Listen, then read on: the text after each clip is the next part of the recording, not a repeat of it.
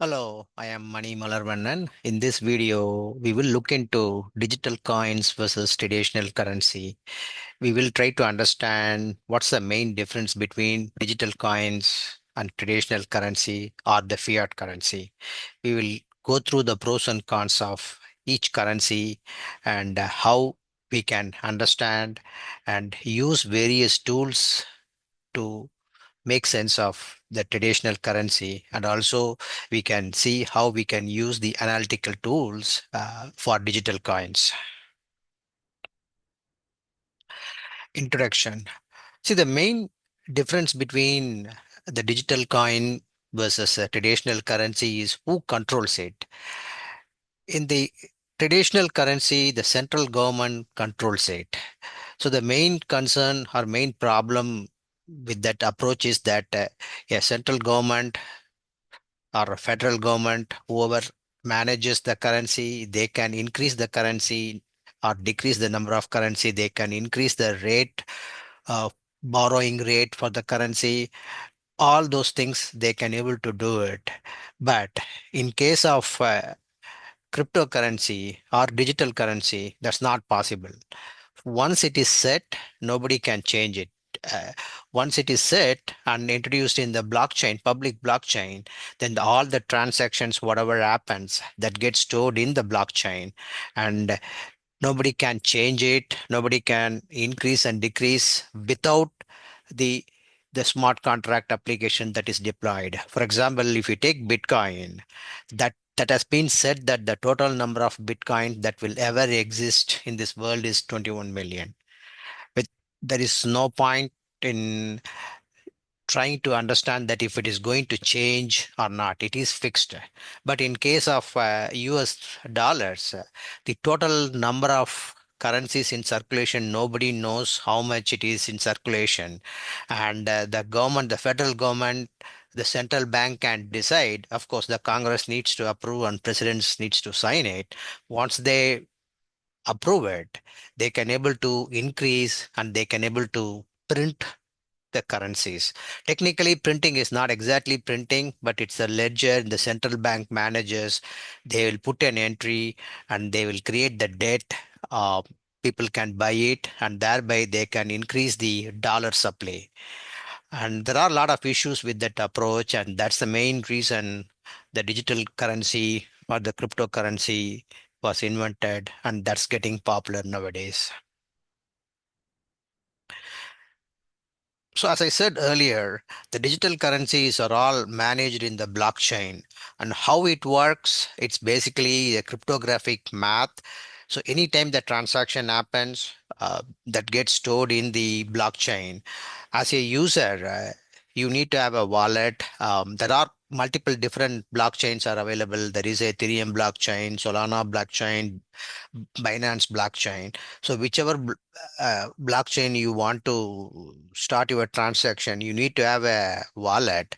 And using the wallet, you need to create a public address. So using that address, you can able to transact. Whenever you make a transaction, your transaction, the public address will be stored in the blockchain. Nobody knows who the owner is the public address. So you only knows that you are the owner of the public address. And also it creates the private address that you only owns it, and you need to secure it so that any transaction that happens, the blockchain knows that based on the public chain, it knows that you are the user and you can able to transact, and using your private chain you can create multiple public addresses and you can create transactions in blockchain that can be stored and maintained. And another main difference is in the compared to a digital currency versus traditional currencies. The traditional currency is managed by the central government, but the digital currency or the cryptocurrency is managed by the blockchain, and there are multiple blockchain nodes exist. It's a decentralized manner. It's created and it's managed. For example, if we take Bitcoin, there are multiple Bitcoin nodes exist. Its same ledger, the same transaction data is managed in multiple different locations all over the world.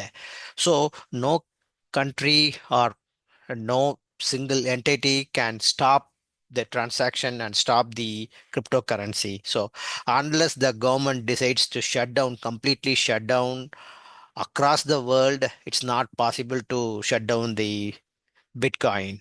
And also, there is no central entity or single person who can say that I'm going to increase the number of Bitcoin or I'm going to reduce the number of Bitcoin. That's not possible. There are some cryptocurrency that exist that can increase the supply, decrease the supply, but those are all managed within the blockchain system. So even before you purchase any uh, digital currency, you need to understand what exactly their tokenomics model is so that you can able to understand how well it's going to be managed. There are multiple videos in this channel. If you are interested to understand the tokenomics, please visit and listen to those YouTube videos that clearly explains different tokenomics models and which one you need to uh, purchase if you are interested in.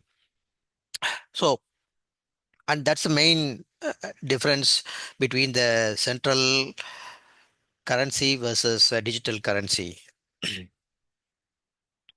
So the characteristics of digital coins. So the decentralization. So I already described about the decentralization. No central authority manages it. It's all managed in various individual nodes in multiple different locations all over the world. So that's the main advantage of this blockchain technology, and it's complete transparent. Anybody can go and see using various tools. You can able to understand the transaction. Again, you don't know who the owner of the transaction. Say for example, if you purchase $1 worth of Ethereum uh, token, then your public chain will be stored in Ethereum blockchain. Say if you buy $100 worth of Bitcoin, then your public blockchain will be stored in Bitcoin blockchain. But nobody can know that who the owner is. So you only know that you purchased it, and using this private key, you can able to control. You only able to control those money that is being stored in the purchased in the blockchain. And there is a limited supply. As I said earlier, the Bitcoin is 21 million, and you don't need to have a bank account to go and transact. See, for any centralized fiat currency, you need to have a bank account so that you can able to deposit your money and you can withdraw money, and or if you have a debit card or a credit card, you can transact. Either you need to have an account in a financial institution or a bank, but for digital currency, that's not the case. All you need to have is an internet connection. If you have an internet connection, you can purchase whatever digital coins you want to purchase. So it is available for everybody all over the world. So in the traditional currencies, if you take US dollar or euro or Japanese yen, those are all controlled by the individual country. In the case of US, it's a central federal government controls it. In case of Europe, Eurozone controls it, and in case of Japanese yen, the Japanese government controls it. So within that, the centralized bank manages the ledger, and it knows how much. If they want to increase it, they will put an entry in the centralized ledger, and they can able to increase the currency.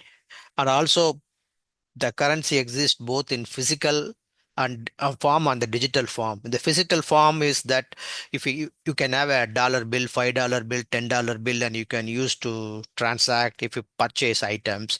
And in case of digital, if you have a credit card or a debit card, you are not having a physical currency, but using that you can able to transact, you can able to purchase item.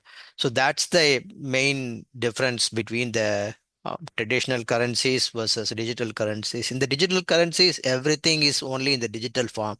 There is no physical currency, there is no physical Bitcoin exist, there is no physical Ethereum currency exist. It's all managed within the computer blockchain.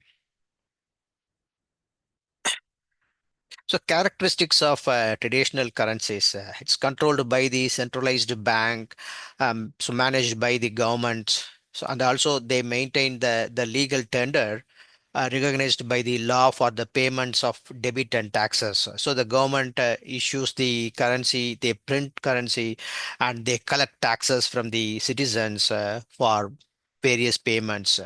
And also government uses the various monetary policy tools to control the inflation. For example, in the US, after COVID, inflation shoot up.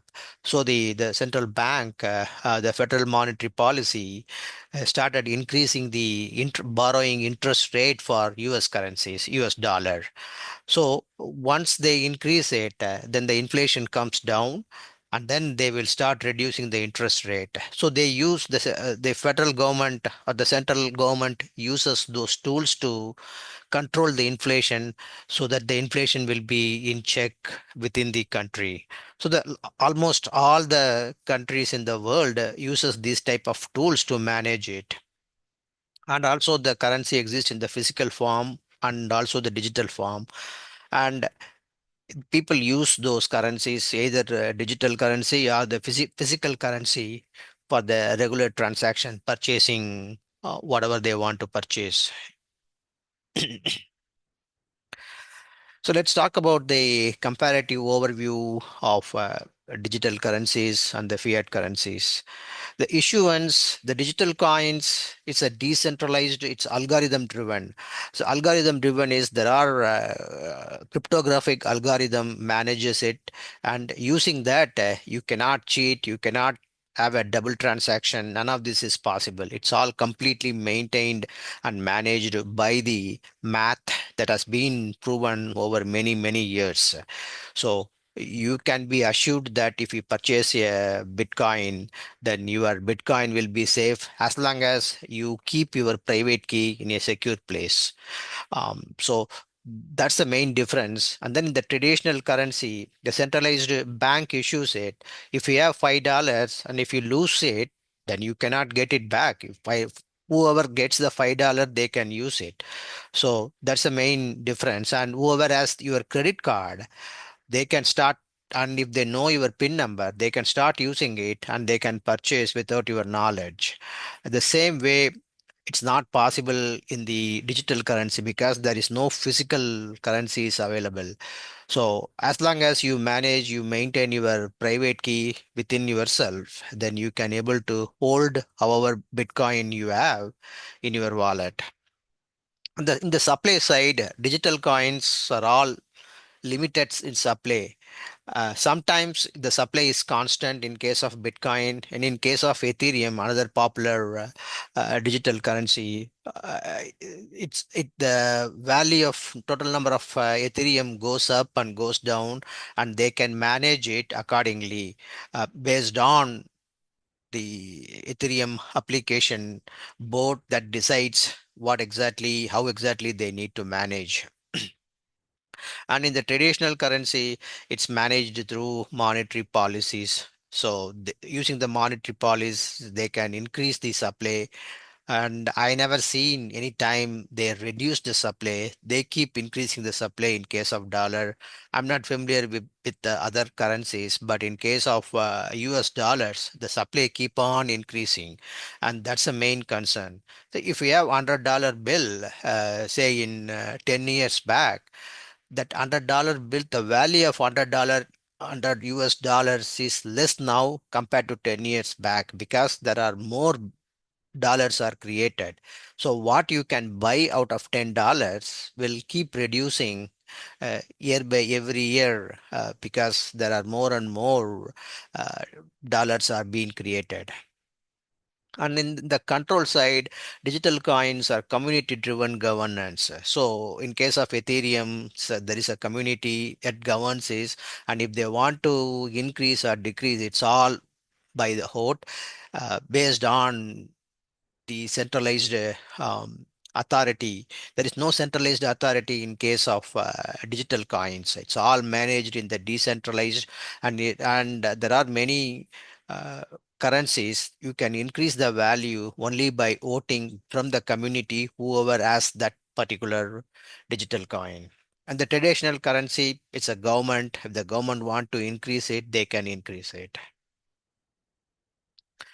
So the transaction dynamics, the digital coins, the transaction speed varies, can be near instant in some cases. In some other cases, it's based on network congestion. If you take Ethereum, one of the popular token, based on the number of people that are sending transactions to Ethereum network, it may take a while for your transactions to be committed in Ethereum blockchain. But in some other cases, say if you take Solana, then the transaction happens rapidly fast. Because the network, the way in which they have designed the network, you can have a large number of transactions that can happen within a minute. So in my previous video, I talked about the difference between Ethereum and Solana blockchains. If you are interested, please go and see that particular video. You can understand the difference between those two popular blockchains. A traditional currency, it's a generally reliable transaction times. You know that how much time it's going to take. For example, if you want to send some money from, say, US to India, you know that how long it's going to take for you to send the money, and you know how long it's going to take in India for somebody to receive the money. So it's all those are all controlled by either a financial institution, a central bank, between various countries or various intermediaries. They manage how long it's going to take based on the network. And also the fees that also set by the financial institutions. Say if you want to send $1,000 from US to India based on the transaction, you have to pay either 1% or 2% transaction fee for that. But in case of digital currency, you still need to pay the fee, but the fee fluctuates. If there are a lot of transactions happens, then during that time, if you want to send, then yeah, you need to pay more. But there are other quieter times. If you want to send money during that time, then the transaction fee will be lower. And again, I have described the transaction cost, total number of transactions between Ethereum blockchain and Solana blockchain in my last video.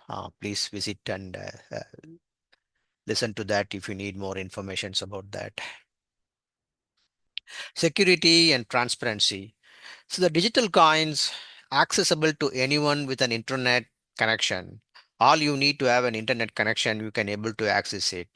So so potentially, if you can able to manage and keep your private key safe, then your digital coins, whatever you have in wallet, will be safe. If you lose your private key, if you lose your wallet, then it's going to be challenging for you to get, or you may not even get your money back. See, the wallets, there are some digital wallets are there, and there are some physical wallets are there. Probably, if you are interested, I can give you a detailed video. What are all the different types of wallets available to manage digital currency? So you need to make sure that you understand those before you purchase, how you are going to store, what wallet you are going to have it, and how you need to secure those within your computer. The traditional currency, it's required the bank access for that, and you need to have a account number, your user ID, password to access your bank informations. So if you lose, in this case also, if you lose, if somebody gets your user ID and password, they can able to log in. But the banks have a really secure system, and they know from which device they are connecting, and they will immediately stop the transaction if it is coming from a different location, or they will send you a pin to your cell phone for you to authorize the transaction. Accessibility and inclusivity, digital coins, they're secured through cryptography. And then the transactions are recorded in the public blockchain. For example, if you are sending money to the Ethereum blockchain, then all the transactions are all available in the Ethereum blockchain.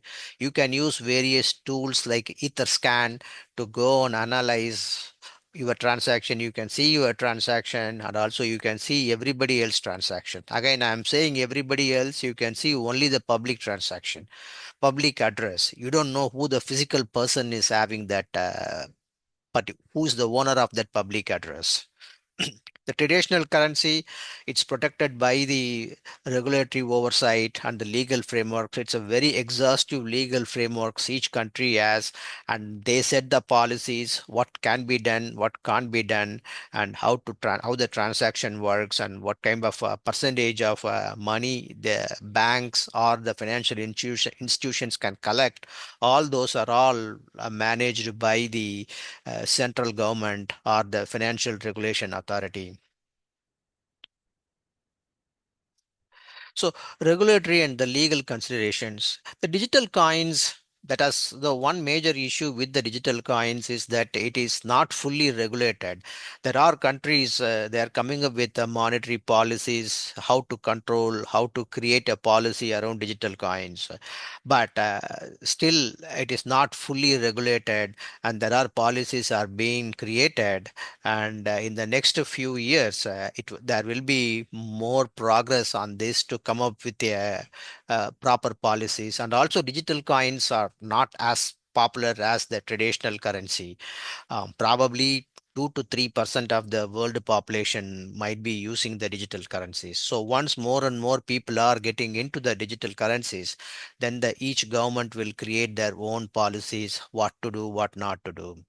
In case of a traditional currency, it is a well-established legal frameworks or exist to regulate the money supply, to regulate the transaction that is happening, and also they have a lot of monetary policies the government controls to make sure that the inflation is in balance, in check in each countries.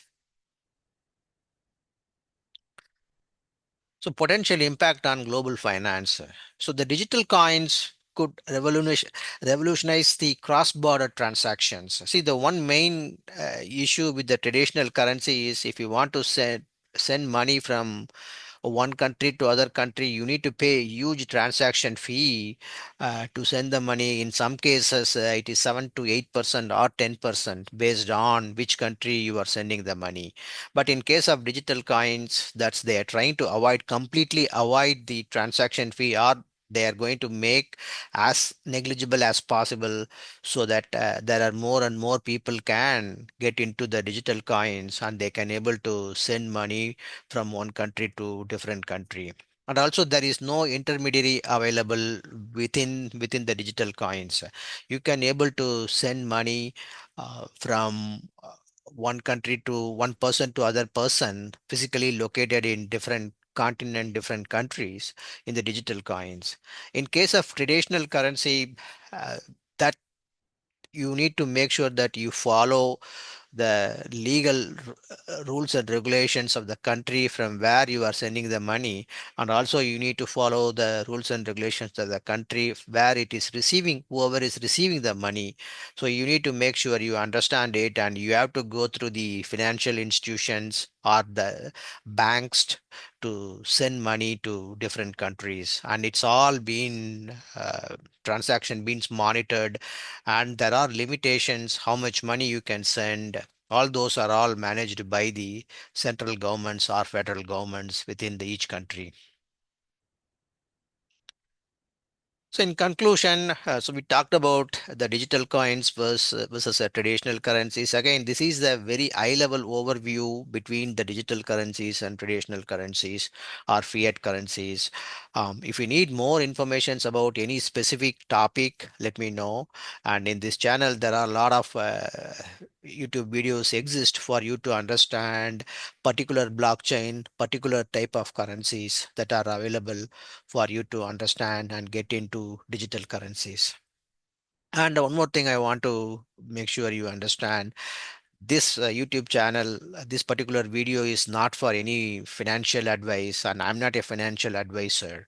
If you want to get into the digital currency, if you want to purchase a particular digital currency, please do your own research or talk to your own financial advisor and then make the decision. So we are not promoting any type of digital currencies in this video. It is purely educational material that presented in this video. So that's all I want to discuss in this YouTube video. If you have any questions or concerns, please let me know. You can also send email or post in our YouTube channel, and we'll be happy to help you.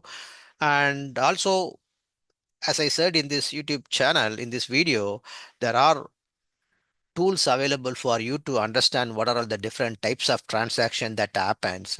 We at Analytic Kit also have a tool for the Web3 analytic, but our tool is focused on the marketing companies, Web3 marketing companies, but you can also use the tool, and our tool right now supports only the Ethereum blockchain. We talked about multiple different blockchains, Bitcoin blockchain, Solana blockchain, and all those. But at this time, if you want to understand what is going on in Ethereum blockchain, then you can use our tools. Go to dpa.analyticket.com and log in, register, log in, and you can start using the tool right away. Thank you. Appreciate your time. Bye.